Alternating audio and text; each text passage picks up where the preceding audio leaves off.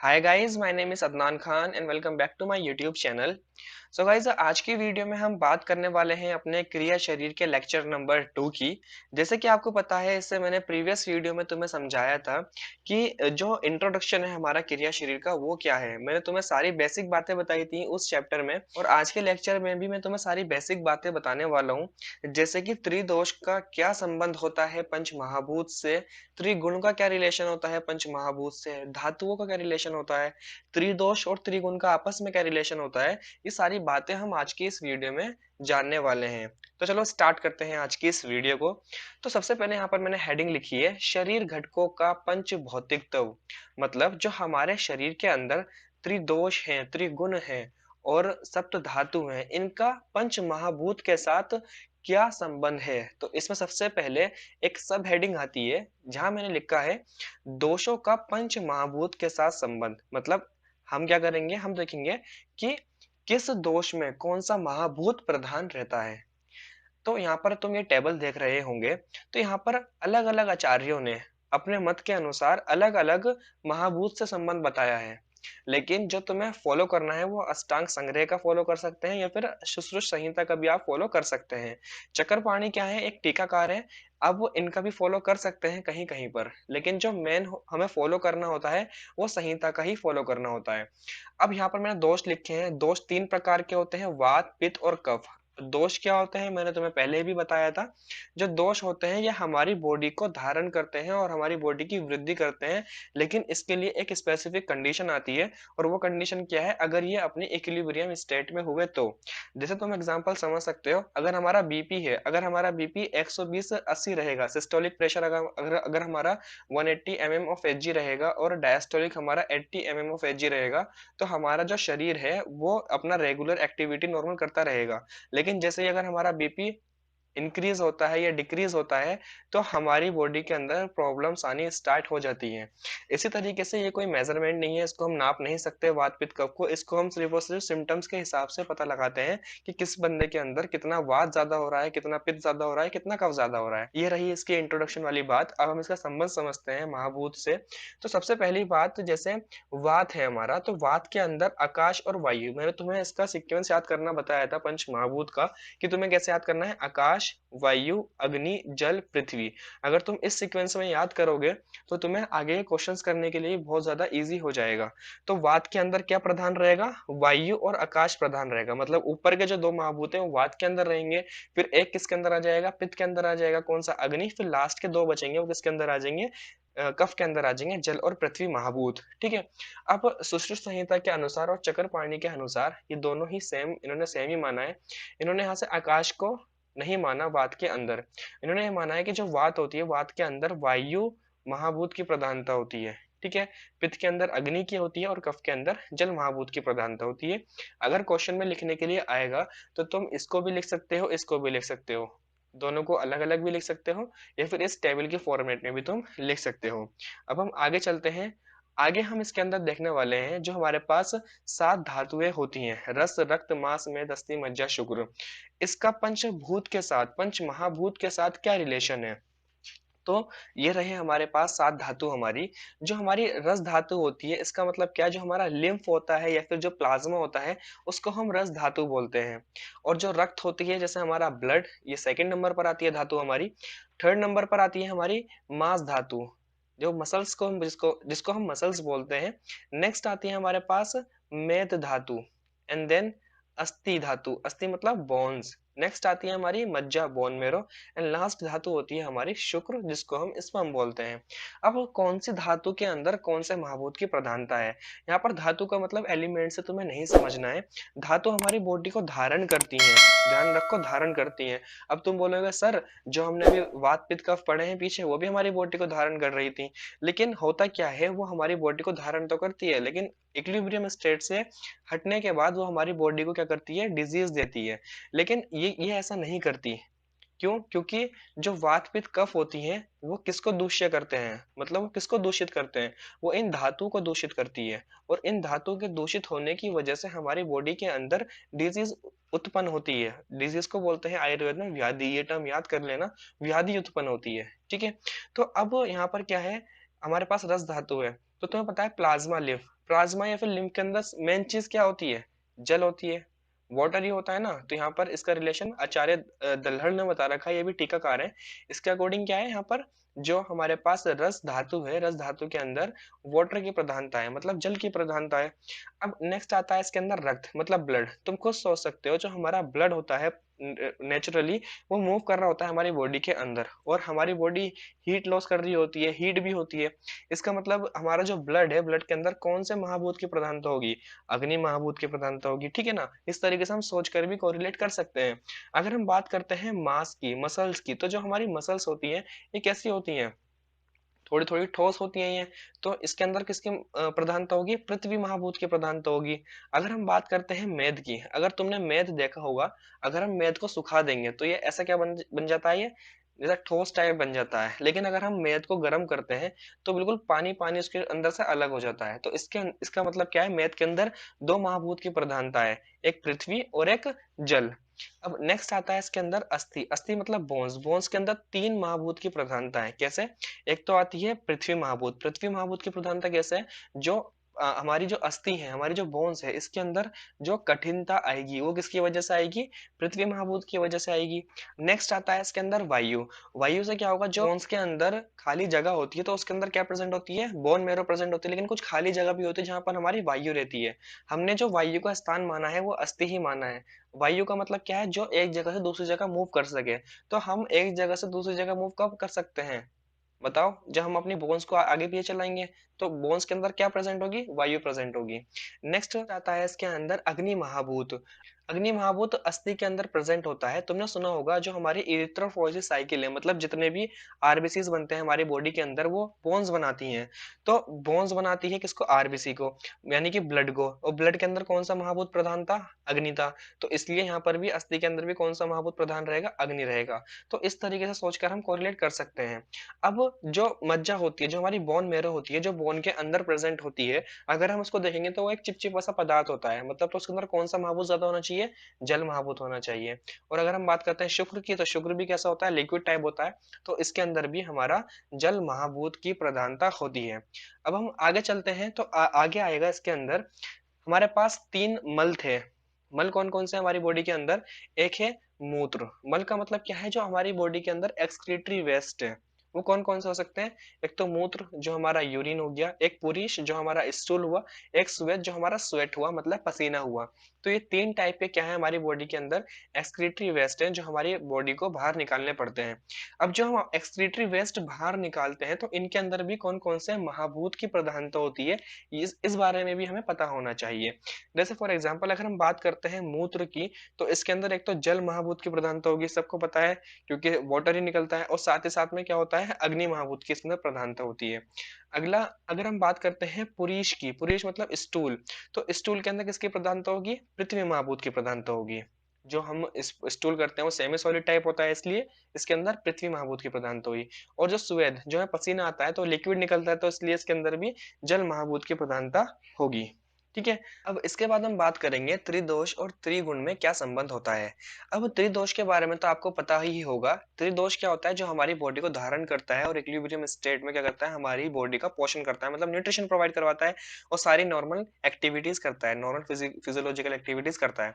और त्रिगुण क्या होता है? त्रिगुण हमारी बॉडी के अंदर तीन बताए गए हैं, सत्व, रज और तम। सत्व का मतलब होता है जो बिल्कुल सत्ववान हो, जिसके अंदर कोई भी ईर्ष्या की भावना ना हो, जो सबके प्रति प्रेम करे। दूसरा आता है इसके अंदर रज, रज मतलब जिसके अंदर राजाओं जैसी फीलिंग्स हो, जो राजा बनने का सपना वगैरह देखता हो। और नेक्स्ट आता है तम, जो राक्षस जैसा होता है। तो इनके अंदर आपस में क्या संबंध है, इसके बारे में एक बार हम देख लेते हैं। जैसे यहाँ पर लिखा है, जो वात पित्त कफ है, और तुम्हें याद करना है त्रिगुण को कैसे? सत्व, रज और तम, तुम्हें इस सीक्वेंस में याद करना है, सत्व, रज, तम, इस सीक्वेंस में। अब तुम्हें एक तरफ क्या लिखने हैं? वात पित्त कफ लिखने हैं, वात पित्त कफ। और इनका कोरिलेशन तुम्हें कैसे करना है? पहले बीच से स्टार्ट करना है तुम्हें लिखना। यहाँ लिखोगे तुम सत्व, फिर लिखोगे ऊपर रज, और लास्ट में लिखोगे तम। इसका मतलब क्या है? जो वात है, वात का संबंध किससे है? रज से है। मतलब वात दोष के अंदर कौन सा गुण प्रधान है? तो रज गुण प्रधान है। पित्त के अंदर कौन सा गुण प्रधान है? सत्व गुण प्रधान है। और कफ के अंदर कौन सा गुण प्रधान है? तम गुण प्रधान है। तो ये इनका आपस में संबंध है। ठीक है, अब हम आगे चलते हैं। आगे है इसके अंदर हमारा त्रिगुण का पंच महाभूत से संबंध। त्रिगुण कौन कौन से हैं? सत्व रज तम। अब सत्व रज तम का महाभूत से क्या संबंध है देख लेते हैं। मतलब ये जो हमारे पास पंच महाभूत है ना, आकाश, वायु, अग्नि, जल, पृथ्वी, इनके अंदर कौन सा गुण प्रधान है? तो अगर हम बात करते हैं आकाश के अंदर, तो आकाश के अंदर सत्व गुण प्रधान है। वायु के अंदर रज गुण प्रधान है। अग्नि के अंदर सत्व प्लस रज, ये दोनों ही प्रधान है। जल के अंदर सत्व प्लस तम प्रधान है और पृथ्वी के अंदर तम प्रधान है। इसको भी याद करने का एक तरीका है। तो मैंने तुम्हें सीक्वेंस में याद करने के लिए बताया था पंच महाभूत को, आकाश, वायु, अग्नि, जल, पृथ्वी, तुम्हें इस सीक्वेंस में याद करना है। और त्रिगुण कैसे याद करना है? सत्व रज तम। तो तुम्हें पहले क्या लिखना है? सत्व लिखना है, फिर रज लिखना है, फिर सत्व प्लस रज लिखना है, फिर सत्व प्लस तम लिखना है और लास्ट में फिर तुम्हें तम लिखना है। तो इस सीक्वेंस में याद करोगे फिर तुम कभी नहीं भूलोगे इस चीज को। ठीक है, अब हम आगे चलते हैं। आगे एक बहुत इंपॉर्टेंट टॉपिक आता है हमारा, जिसका नाम है लोक पुरुष साम्य। लोक पुरुष साम्य का मतलब क्या है? यहाँ पर एक टर्म दे रखी है लोक। लोक का मतलब होता है संसार, और पुरुष का मतलब होता है, पुरुष एक पर्याय है शरीर का, जो मैंने तुम्हें लास्ट लेक्चर में पढ़ाया था। तो इसके अंदर क्या सामान्यता होती है, इसके बारे में हम डिस्कस करने वाले हैं। तो यहाँ पर लिखा है मैंने, इस लोक में जितने भी मूर्तिमान भाव हैं, भाव के भेद हैं, उतने ही जीवित शरीर में भी हैं। इसका मतलब क्या है? इस लोक में, इस लोक का मतलब क्या है? इस संसार में जितने भी मूर्तिमान, मूर्तिमान का मतलब क्या है? जितने भी ठोस स्ट्रक्चर्स प्रेजेंट हैं इस संसार में, मतलब जो हमारा इन्वायरमेंट है, इन्वायरमेंट के अंदर जितने भी ठोस चीजें हैं, जैसे पत्थर वगैरह हो गया, जितने भी ये भेद हैं इसके संसार में, उतने ही जीवित शरीर में भी हैं। मतलब हम कंपेयर कर सकते हैं इसको, जैसे संसार में पत्थर वगैरह है, तो हमारी बॉडी के अंदर बोन्स हुआ, टीथ हुए, हमारे थोड़े नेल्स हुए, भेद आ गया ना। यहाँ पर भेद का मतलब क्या है? जरूरी नहीं है हम पत्थर से कोरिलेट कर रहे हैं, हो सकता है हम किसी प्लास्टिक से कोरिलेट कर रहे हैं जो हल्की सी प्लास्टिक है, हम पेन से कोरिलेट कर रहे हैं जिसकी जो हार्डनेस है हमारे नेल्स के बराबर हो। इसका मतलब ये है यहाँ पर बस कहने का, जितने भी मूर्तिमान भाव इस संसार में है, वो हमारे शरीर में भी ऐसी के ऐसी ही हैं। और इसी प्रकार जितने भाव हमारे पुरुष में है, उतने ही भाव लोक में विद्वान है। इसका मतलब क्या है? जो भाव हमारे अंदर है, वही भाव कहाँ पर होंगे? हमारे संसार में होंगे। जैसे फॉर एग्जांपल हमारे अंदर म्यूकस प्रेजेंट है, तो इससे कोरिलेशन करने वाला भाव जो संसार में प्रेजेंट है वो कौन सा है? वो जल हुआ। तो यहाँ पर मैंने कुछ भाव का कोरिलेशन कर रखा है। वैसे बहुत सारे भाव हैं तो अपनी बुक से देखना, लेकिन यहाँ पर मैंने सिर्फ 5 भाव ऐसे लिखे हैं जो तुम्हें इजीली समझ में आ जाए। जैसे मैंने यहाँ पर लिखा है पहला लोकगत भाव। लोकगत भाव मतलब जो संसार के अंदर भाव प्रेजेंट है। और मैंने यहाँ लिखा है पुरुषगत भाव, मतलब जो हमारी बॉडी के अंदर प्रेजेंट है। तो एक लिखा है मैंने यहाँ पर पृथ्वी। पृथ्वी के अंदर क्या है? हार्डनेस है, हार्ड होती है। और हमारे पुरुष के अंदर क्या है? मूर्ति है, मतलब हमारी बॉडी के अंदर क्या है? बोन्स वगैरह है जो हार्डनेस प्रोवाइड करवाती हैं। अब भार क्या है? आप एक पर्याय है जल का, मतलब हमारी बॉडी के अंदर क्या है? जल है, और हमारी सॉरी मतलब इस संसार में क्या है? जल है, और हमारी बॉडी के अंदर क्या होगा इससे कोरिलेशन में? क्लेद। क्लेद का मतलब क्या होता है? म्यूकस। ठीक है, अब नेक्स्ट आता है इसके अंदर तेज। तेज का मतलब होता है अग्नि। जो आग होती है वो कहाँ पर है? लोक में है, इस संसार में है। इसके कोरिलेशन में जो हमारी बॉडी के अंदर है वो क्या है?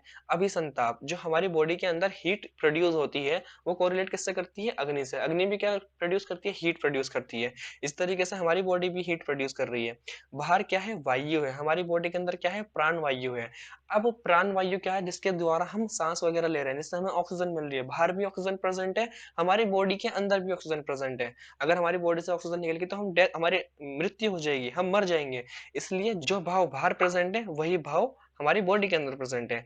अगला लिखा है यहाँ पर ब्रह्मा। अगर हम किसी को भी मानते हैं, ईश्वर को मानते हैं, ब्रह्मा को मानते हैं, किसी को भी मानते हैं, अगर ये लोक में प्रेजेंट है तो हमारे अंदर भी क्या प्रेजेंट है? एक अंतरात्मा प्रेजेंट है, एक आत्मा प्रेजेंट है हमारे अंदर भी। तो बाहर क्या है? ब्रह्मा, और उसी से कोरिलेशन में जो भाव हमारी बॉडी के अंदर प्रेजेंट है वो क्या है? आत्मा। तो इसका कहने का मतलब है जितने भी लोक या संसार में भाव प्रेजेंट होते हैं, वही सारे भाव हमारे बॉडी के अंदर भी प्रेजेंट होते हैं। ठीक है, ये एक बहुत इंपॉर्टेंट टॉपिक था, इसके ऊपर 5 नंबर में क्वेश्चन जनरली पूछा जाता है, तो इसको एक बार प्लीज ध्यान से तुम देख लेना। अब हम आगे चलते हैं, नेक्स्ट आता है सृष्टि उत्पत्ति क्रम। जो सृष्टि उत्पत्ति क्रम है ये भी बहुत ज्यादा इंपॉर्टेंट टॉपिक है, इसके ऊपर भी 5 नंबर का जनरली क्वेश्चन आता है। तो सृष्टि की उत्पत्ति कैसे हुई, जो हमारे पास 3 गुण है, कौन कौन से, सत्व रज तम, ये उत्पन्न कैसे हुए। ठीक है, तो इसके बारे में जरा एक बार तुम देख लो। सबसे पहले संसार में क्या बना था, अव्यक्त बना था। क्या बना था, अव्यक्त। अव्यक्त से फिर बनता है महान, फिर महान से बनता है अहंकार। अब ये बनने के बाद क्या होता है, अहंकार जो है 3 पार्ट में डिवाइड हो जाता है। किस किस के अंदर हो जाता है, जरा देखना यहाँ पर। पहला सात्विक, राजस और तामस। सात्विक मतलब जिसके अंदर सत्व गुण हो, राजस मतलब जिसके अंदर रज गुण हो, और तामस मतलब जिसके अंदर तम गुण हो। तो जो अहंकार है हमारा वो क्या होता है, 3 चीज में डिवाइड हो जाता है। अब हम बात करते हैं किसकी, सात्विक की और राजस की। अब ये जो सात्विक और राजस है ये आपस में मिलकर बनाते हैं एकादश इंद्रियां। अब तुम कहोगे सर इंद्रियां क्या होता है, तो मैं तुम्हें बताता हूँ। ये क्या बनाते हैं आपस में मिलकर, एकादश इंद्रियां। एकादश का मतलब होता है 11, और इंद्रिया का मतलब होता है, जो हमारी इंद्रियां होती हैं 3 टाइप की होती हैं, अगर हम इसके सब डिवीजन करते हैं।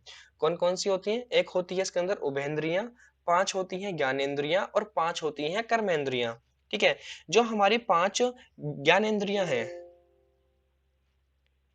सॉरी, जो हमारी 5 ज्ञानेंद्रियां हैं, ज्ञानेंद्रियां क्या करती हैं, ज्ञान को प्राप्त करती हैं। जैसे कि हमारी ईयर हो गया, हमारी आई हो गई, क्या करती हैं, ज्ञान को प्राप्त करती हैं।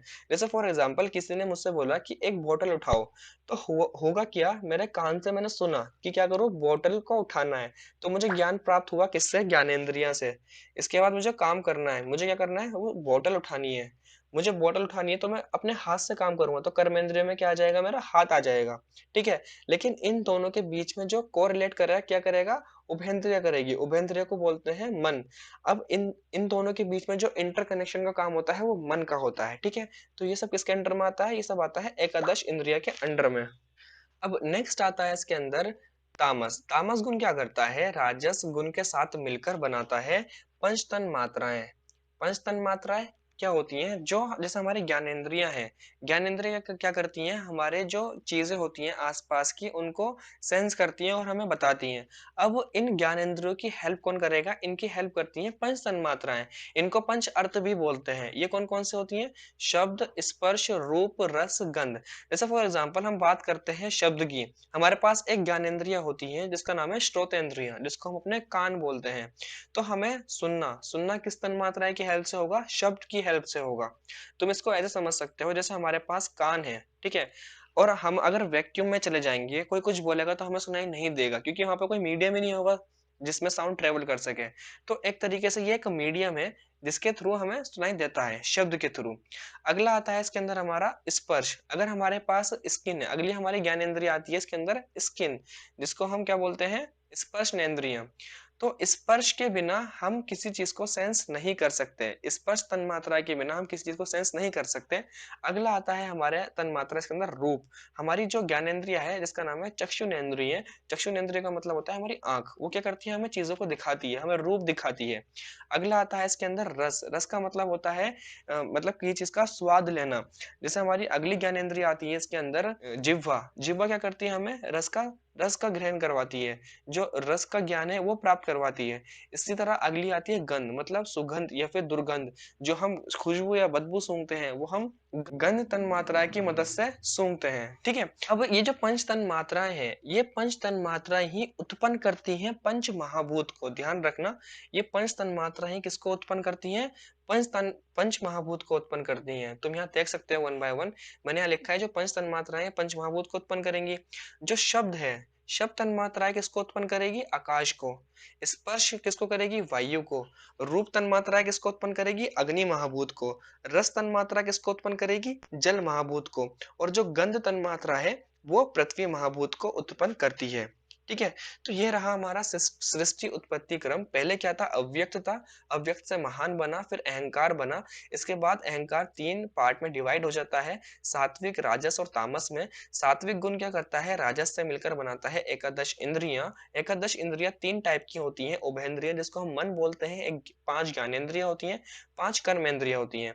5 ज्ञानेंद्रियाँ कौन-कौन सी होती है? जैसे हमारा कान हुआ, हमारी स्किन हुई, हमें रूप दिखाने के लिए हमारी आँख हुई, हमारे टेस्ट के लिए जिह्वा और लास्ट में हमारी नोज़, ठीक है ना? इन सब के नाम मैं तुम्हें आगे चलकर लिखवा दूँगा। इसी तरीके से हमारी 5 कर्मेंद्रियाँ होती हैं।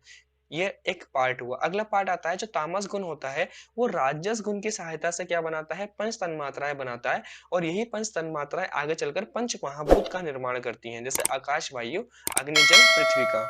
ठीक है? बस आज के लेक्चर में हम इतना ही रहने देते हैं, बाकी बात हम इसके नेक्स्ट लेक्चर में करेंगे। अगर आपको ये वीडियो अच्छी लगी तो प्लीज़ इस वीडियो को ज़रूर लाइक करना। आपको कुछ भी डाउट पूछना है, कुछ भी मुझसे पूछना है, सजेशन देना है कि किस तरीके से मुझे वीडियो बनानी चाहिए और मतलब कौन-सा टॉपिक मुझे पहले बनाना चाहिए, तो आप मुझे कमेंट बॉक्स में ज़रूर बताएँ। तब तक के लिए बाय-बाय।